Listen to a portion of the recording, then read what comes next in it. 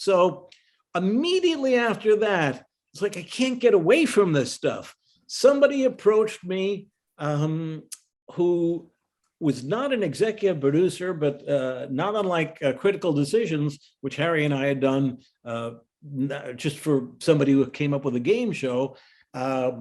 This guy had a lot of money, and he came up with an idea called Here Comes the Bride. Okay. Gee, what an original title is that? Here Comes the Bride. Oh boy. The premise of this show was 3 couples all wanted to get married. They wanted to get married on TV, plus they get a dream honeymoon. Well, we did that on Second Honeymoon. By the way, I mean, the whole premise of Second Honeymoon too was, you get to take a second honeymoon, which, everybody who's married on the planet would like to take a second honeymoon. Not a fallacy in that show, but it opens up the pool of contestants, second honeymoon, as opposed to the Newlywed Game where you had to be married less than 2 years. Anyway, so Here Comes the Bride, 3 couples all want to get married, but they had to tell stories, and the audience, the studio audience, would vote on, not unlike Love Connection, on who would actually wind up getting married at the end of the show. But the only way I could produce it, because I had to get an actual clergyman or rabbi or somebody to be able to marry these folks. And as I recall, because this was not a pilot. These guys wanted to go straight to series. They had a lot of money. So without doing a pilot, I hired Lyle Wagner. If you remember Lyle Wagner from the Carol Burnett show, he was also on. He was in a movie called Catalina Caper that I have a poster of. I know, but the TV show. It was a Western. Wonder Woman. Oh yeah, Wonder Woman. I hated that show. Wonder Woman. And Lyle was up against Adam West for Batman. It came down, I don't know if you know that, but it came down to Lyle, and if you go on YouTube, you can see his audition tape. It was down to Lyle or Adam West, who was represented by Fred Westbrook, who was my contestant coordinator on Battlestars, and it was now an agent. So Adam got the job, Lyle didn't. And so Lyle and his wife, Sharon Wagner, this husband and wife made some sort of sense. And she was pretty good. And Lyle was excellent and easy to work with. Just a breeze. I mean, never done a game show and wasn't embarrassed to say, I don't know what to do, David. You just tell me what to say, where to go, and I'll do it. And we did.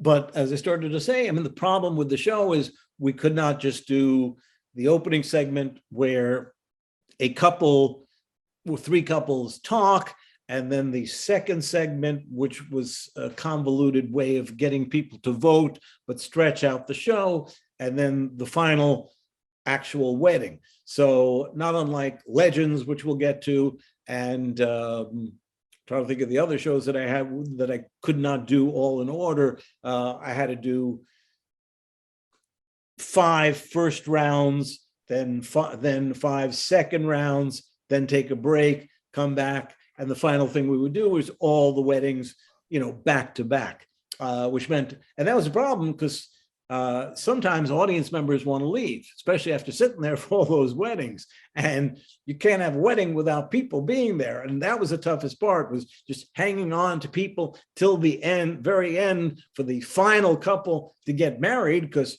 you don't want a cutaway shot of the audience and there's 2 people going on and congrats and throwing rice. That was a nightmare, by the way, because in between each show, you had to clean up all the rice, which does sound like a chore, but it is. I didn't have to do it. So we did about, I'll say 11 shows, 12 shows. It's going along fine, or as fine. I mean, again, not a great premise. I would not watch a show like that per se. But, it was amusing only because the couples would come in, and the whole idea was that the couples had to come up with a rationale for why they deserved to be on the show, and what, their story was so fascinating. So, there would be embellishments as they were explaining it to me. And, I said, oh, well, this part of your story is going to be more fascinating, etc. Anyway, the company ran out of money Hmm. and they didn't tell me. And we're waiting for paychecks. And I go to the executive producer. I said, we didn't get paid this week. And he said, oh, don't worry. Yeah, I know there's a mix up in accounting. And it was the only time that I got furious that I can remember in my life because, I mean, the crew needed to be paid. Everybody needed to be paid. And this guy just said, I'm sorry, I don't have any money. I went to his partners. They said, hey, I need whatever I need. It wasn't a lot of money. It was like $50,000, something like that.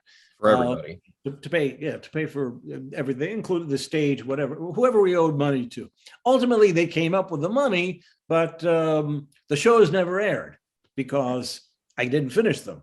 And they ran out of dough. And I remember they were so disappointed, oh my gosh, the show was so great. And it's like, you guys didn't have the money, okay? You screwed us. You screwed all these people, okay? Lyle and Sharon really wanted to do this show, and now there's no show. But they, on the other hand, they felt sorry for themselves.